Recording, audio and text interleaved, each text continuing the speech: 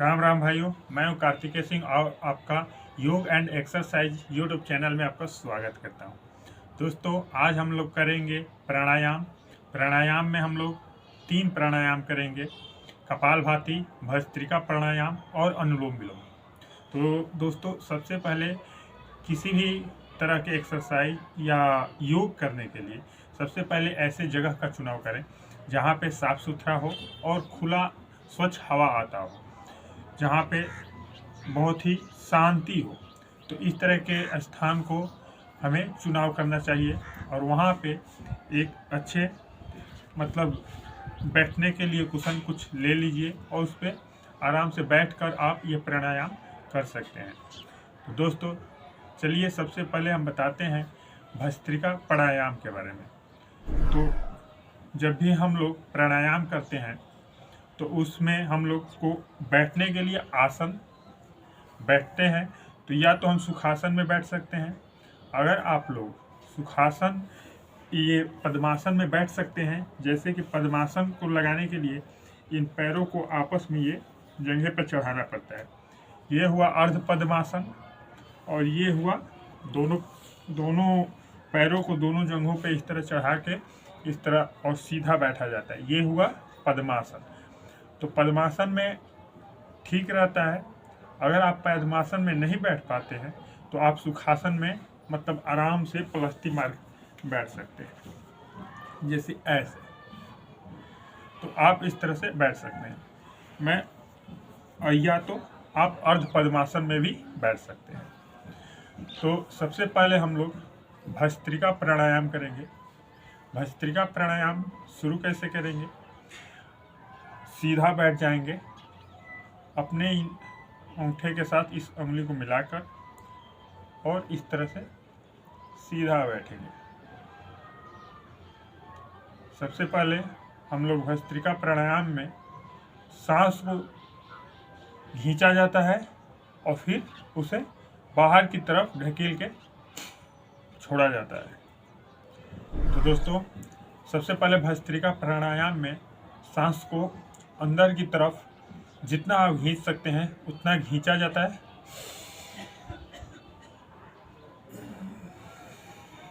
और उसके बाद फिर सांस को जोर से बाहर की तरफ छोड़ा जाता है। अगर आप लोगों को किसी भी प्रकार की शारीरिक दिक्कत है तो आप इस योग को न करें।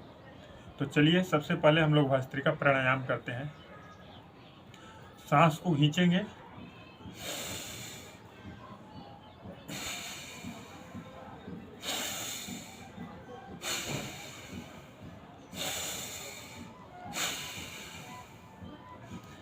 जितना आप लोग स्पीड से सांस को अंदर खींचेंगे उसी तरह से सांस को फिर बाहर छोड़ते हैं हम।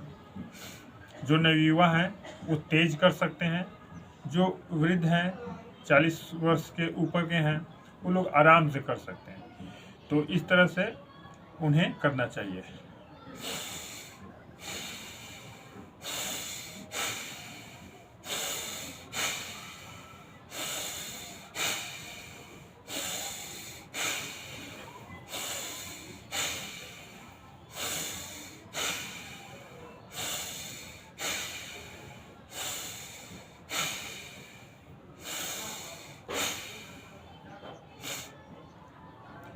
दोस्तों, ये भस्त्रिका प्राणायाम आप अपने क्षमता के अनुसार 10 बार, 15 बार, 20 बार, 25 बार, यानी कि लगभग 5 मिनट तक आप लोग कर सकते हैं। चलिए फिर से हम लोग करते हैं।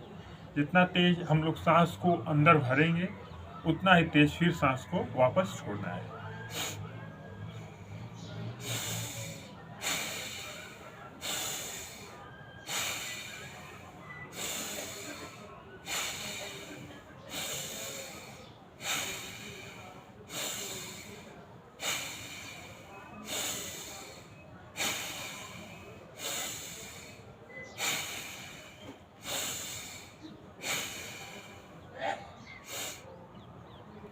दोस्तों, ये हम लोग का हुआ भस्त्रिका प्राणायाम। अब हम लोग करेंगे दूसरा एक्सरसाइज। अब हम लोग कपालभाति करेंगे। दोस्तों, कपालभाति करने के लिए ठीक उसी प्रकार आपको किसी भी आसन में, या तो सुखासन, अर्ध पद्मासन, पद्मासन में बैठ जाना है और इस तरह से उंगलियों को मिलाते हुए अंगूठे के साथ आराम से रीढ़ की हड्डी सीधा हो रहनी चाहिए, सीधा बैठ जाना है। और उसके बाद इसमें हम लोग ज़्यादा तेज सांस को खींचना नहीं है।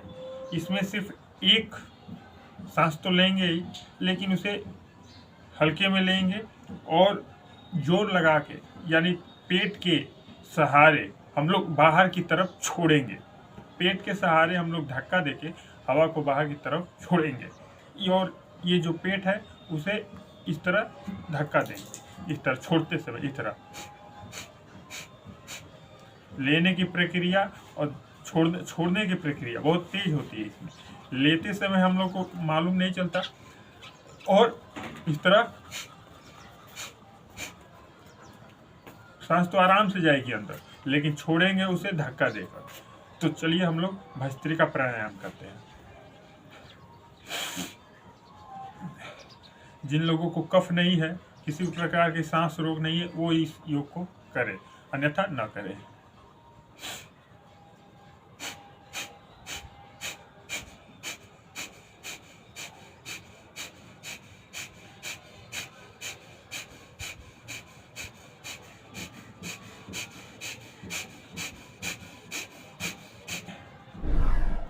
दोस्तों, इसमें जितना आप लोग पेट के सहारे धक्का दे सकते हैं, उतना आप लोग धक्का देकर इसे बाहर की तरफ सांस को हम लोग छोड़ते हैं। चलिए फिर से करते हैं।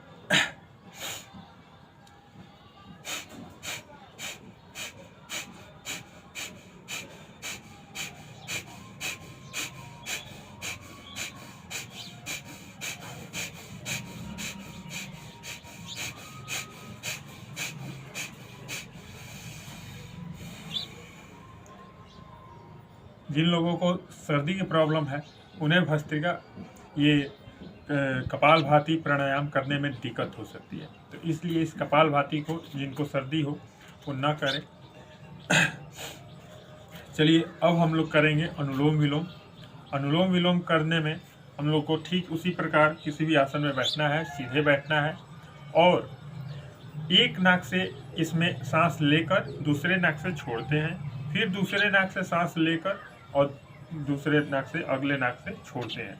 तो चलिए, इसमें दाएं हाथ से बाएं अंगूठे का प्रयोग होता है और इन दोनों अंगुलियों का इस नाक को दाबने के लिए प्रयोग कर सकते हैं, या इन दोनों अंगुलियों को आपस में इस तरह मोड़ के रखेंगे और इन अंगूठे से के साथ इस नाक को दाबेंगे और इससे इस नाक को दाबेंगे। तो इस तरह से आप अपने अंगुलियों का प्रयोग कर सकते हैं। तो चलिए हम लोग करते हैं।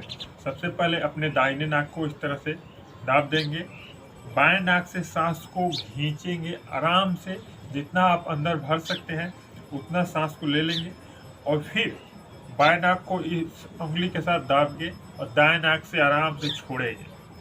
फिर दाएं नाक से सांस को भरेंगे अंदर की तरफ और फिर अंगूठे से इसे दाब के और बाएं नाक से छोड़ेंगे। इस प्रक्रिया को हम लोग लगभग 10 बार, 15 बार, 20 बार अपनी क्षमता के अनुसार 5 मिनट से 7-8 मिनट, 10 मिनट तक कर सकते हैं। तो चलिए, ये हम लोग का आज का प्राणायाम में अनुलोम विलोम प्राणायाम यानी कि तीसरा प्राणायाम किया जाए। सबसे पहले इस अंगूठे को इसे दाबेंगे, सांस को अंदर भरेंगे, फिर इस उंगली के साथ इसे दाबेंगे,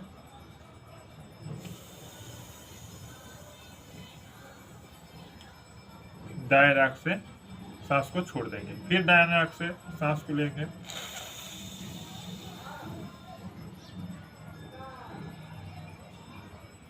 अंगूठे से दाएं नाक को दाबेंगे, फिर बाएं नाक से सांस को छोड़ देंगे।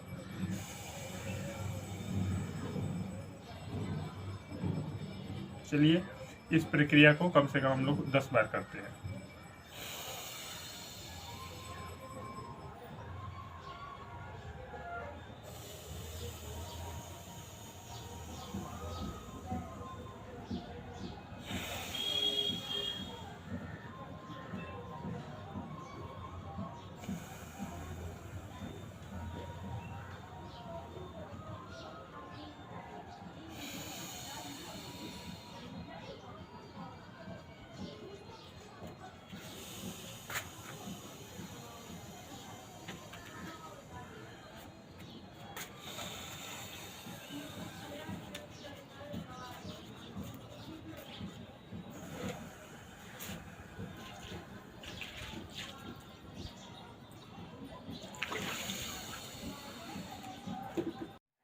दोस्तों, तो इस तरह से आप लोगों को भस्त्रिका प्राणायाम करना है। सांसों को अंदर खींचना है, सांसों को अंदर फिर छोड़ना है। जिस तेज़ी से आप सांसों को अंदर खींचेंगे उसी तेज़ी से आपको सांसों को अंदर छोड़ना है। उसके बाद आप लोगों को अनुलोम विलोम करना है और कपालभाति प्राणायाम, ये तीनों प्राणायाम आप लोगों को डेली करना है, जिससे कि आप लोगों का कफ, वात, पित्त ये 3 दोष ठीक रहेंगे। दोस्तों, इन्हीं त्रिदोष से, वात, पित्त और कफ से शरीर में अन्य प्रकार की समस्याएं आती है, तो सारी की सारी समस्याएं ठीक रहेगी और इम्यून शक्ति आपकी बढ़ेगी। तो दोस्तों, ये प्राणायाम आप डेली करिए। तो ये तीनों प्राणायाम को आपको हर सुबह करना चाहिए, जिससे कि आपकी इम्यून शक्ति बढ़ेगी और किसी भी प्रकार के आपको रोग नहीं होंगे। दोस्तों, अगर आप हमारे चैनल पे पहली बार आए हैं तो हमारे चैनल को सब्सक्राइब ज़रूर कर लीजिएगा और ज़्यादा से ज़्यादा लोगों तक शेयर करिए, जिससे कि हमारा वीडियो ज़्यादा से ज़्यादा लोगों तक पहुँचे। फिर मिलेंगे नेक्स्ट वीडियो में, तब तक के लिए जय श्री राम।